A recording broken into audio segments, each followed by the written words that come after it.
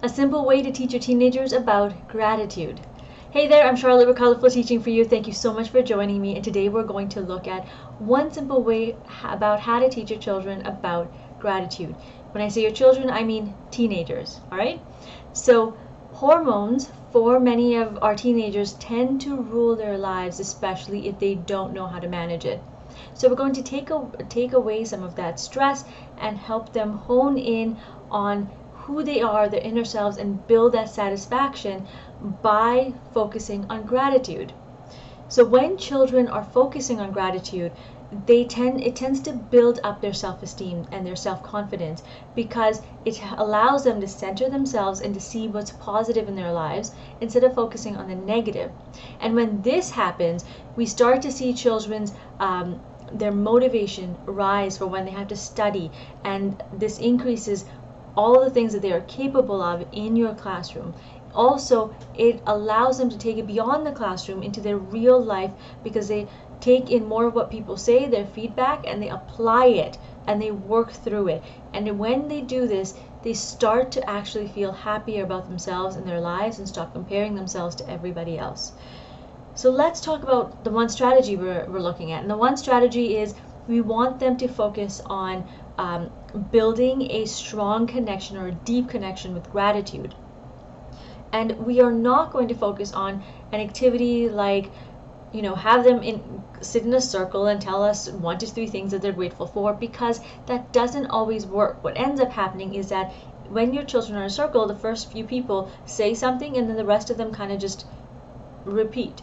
So it's not as meaningful to them, right? And what we want essentially with the strategy, which is called connect to gratitude, that's the first strategy, the main strategy, is you want them to form a deep enough connection to gratitude during your class time, so that when they leave your class in the evening or on the weekends, they're able to do it automatically without realizing it. So they're not taking a pen and paper, but they're just doing it in their minds.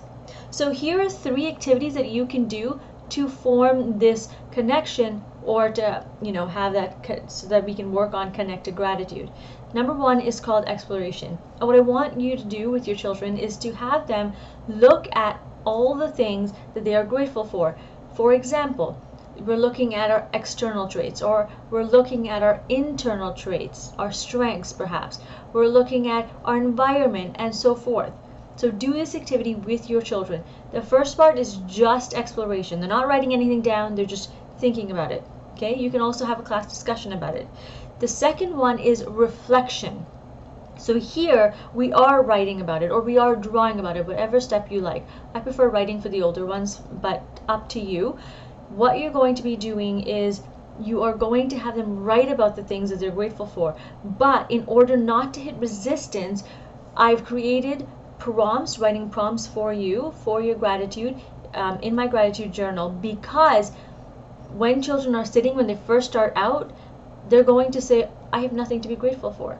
But if you give them that prompt, they're going to be reflecting on that one thing instead of opening up their minds to everything and just being uncertain. Okay, so I will link to this in the description, and you can grab it if you are uncertain about how to do it. www.colorfulteaching4u.com/blog. Colorful has a U in it, but I will link to the exact article in the description. All right. Now the 4th strategy, because this is oh no, not the 4th. We're going to keep with this strategy actually. Once your children have mastered the art of writing to a prompt, what I want you to do is slowly take that away and then have them start to reflect on their own in a free writing environment. And this is going to be a stepping stone for the next strategy, which is called connection. This is the connection part, right? We're going from the inwards, and now we're going a little bit more out. Not comparing, but when I say out, I mean we're looking at specific things, like who are your children grateful for? So they might make a thank you card for that person, and when they make that thank you card, specify what are you grateful for. Now if it's something that's a little bit more abstract, it's not a person, I would have them create like an image or a collage of what they are grateful for, and then you can either put it up on your bulletin board or at home. And or not at home, sorry, they can take it home and put it up on their wall. And the reason I give them the option is because some of this might be really personal for them, and so you probably don't want to put personal things that they don't feel comfortable with on your wall, okay, or on your bulletin board. So give them the option. They can either put it up on their bulletin board, on your bulletin board, or take it home and put it up on their wall, because they will be able to see this over and over and over again, and it'll start to sink in. Oh, I am grateful for this. Oh, look, there's all these wonderful things surrounding me. And also when you put it up, you're also looking at everybody else's things that they're grateful for, and then they might start to think, oh, I actually like that, and oh, this awesome thing happened to me today too. So they start to make connections, and that connection is not just deeply in them, but it's also with other people. So you've now formed two different ways of having them connect to gratitude. Does that make sense?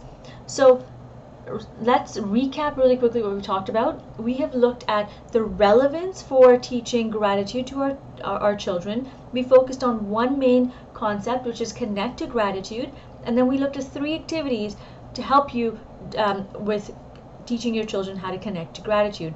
And those are exploration, reflection, and connection. All right? If you have any questions about this, please feel free to contact me. In the meantime, thank you for joining me, and remember to create, experience, and teach from the heart. Take care, my friends. Bye.